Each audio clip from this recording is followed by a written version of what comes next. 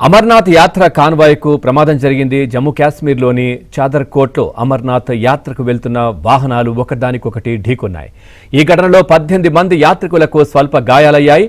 వీరి పరిస్థితి నిలకడగా ఉందని అధికారులు తెలిపారు.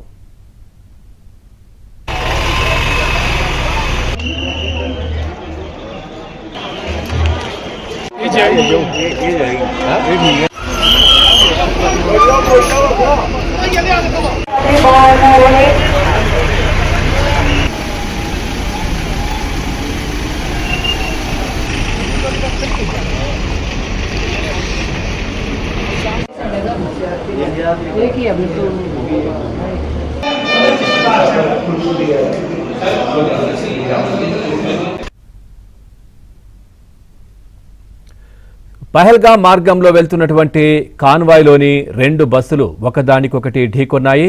ఆ ప్రభావంతో ఒక బస్సు ముందు ఉన్నటువంటి ఆ కారు మరొక బస్సును ఢీకొట్టింది.